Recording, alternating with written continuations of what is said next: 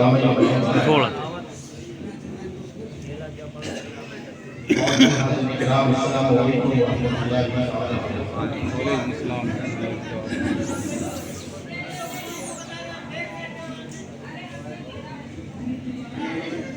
یہ قبولیت ہے بارگاہ حضور مدام العالمین میں، یہ کوئی تقریب جس میں ہمارا حاضرین کا شرف حاصل کر رہے ہیں۔ مسلمانوں کی ایسی بارگاہ کہ جس بارگاہ کا والی ہندوستان کا مبلغ اکرم ہے۔ اس ملک ہندوستان میں جس ذات نے سب سے پہلے اسلام کے پرچم کو بلند کیا، اس ذات کا نام حضور مدام العالمین ہے۔ جس ذات کو رسول اکرم پاک صلی اللہ علیہ وسلم نے سب سے پہلے ہندوستان کی سنگلاخ زمین کو اسلام سے سیراب کرنے کے لیے بھیجا تھا، اس ذات کا نام اور الحمدللہ آج ہم اسی بارگاہ میں حاضرین کا شرف حاصل کر رہے ہیں جس ذات کو حضور مدام العالمین کہتے ہیں۔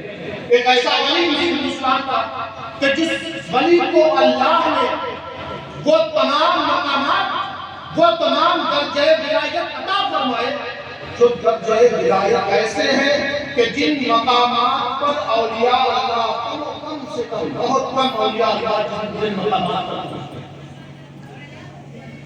انہی نے ایک مقام قطب المدار ہے جس کے لیے علماء کہیے فرماتے ہیں ہندوستان کے ایک بادشاہ گزرا جس کا نام شہزادہ راشد خادمی ہے۔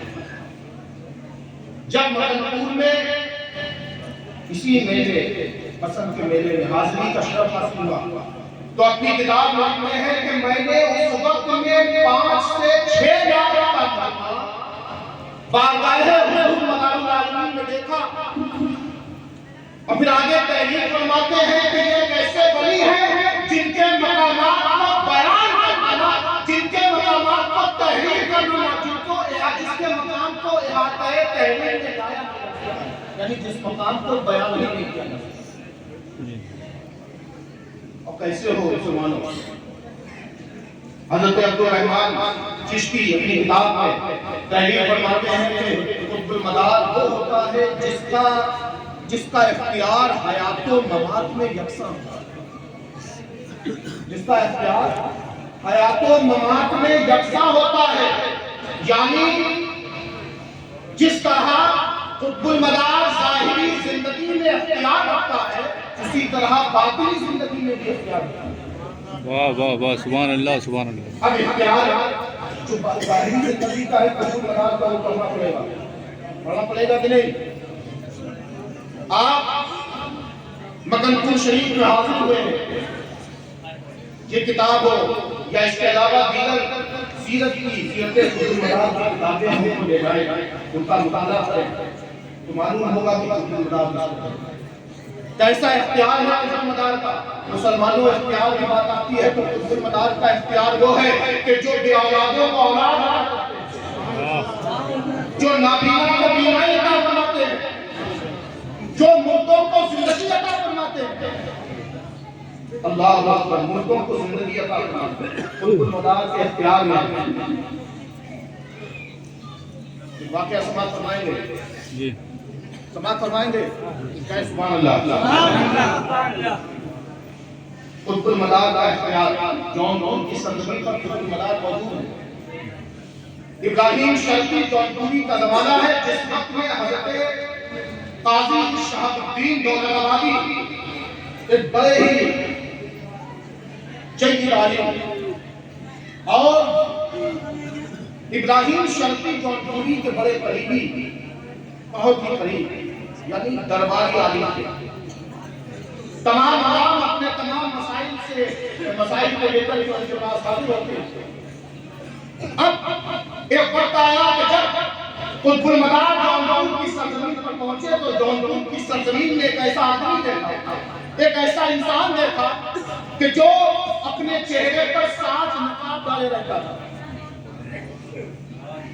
جو 556 سال سے بھوکا ہے، جس نے نہ کھانا کھایا ہے نہ پانی پیا، جس کا لباس 556 سال سے میلا نہیں ہوا، ایک ایسا آدمی جو انسانی ضروریات سے بالاتر ہو.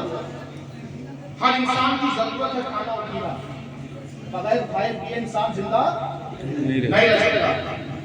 تو اب آپ کے سامنے کوئی ایسا انسان آ جائے جو بغیر کھائے پیے زندہ رہے تو آپ کو تعجب ہوگا کہ نہیں؟ پتا چلا لوگوں کو کہ ایک ایسا ولی کامل آیا ہوا ہے جنہوں نے 556 سال سے 500 سال سے کھایا نہیں، 400 سال سے کھایا نہیں، لباس میلا نہیں ہوتا، نیند آتی نہیں ہے، انسانی ضروریات سے بالاتر ہے. لوگ حضرت شاہ الدین دولت آبادی کے بعد قطب المنار کی بارگاہ میں حاضر ہونے لگے. جب حاضری کا شرف حاصل کیا تو لوگ قطب المنار کی محبت میں گرفتار ہو گئے. اب شاہ الدین دولت آبادی جو اپنی مسجد پر مسند نشین تھے، لوگ اسے دور ہونے لگے تو ان کو تعجب ہوا کہ یہ کون ایسا آدیا ہے کہ جو ہمارے ہوتے ہوئے لوگ گزر جا رہے ہیں. ایک دل میں کسر پیدا ہوئی. حضرت شاہ الدین دولت آبادی قطب المنار کا امتحان لینے کے لیے آئے.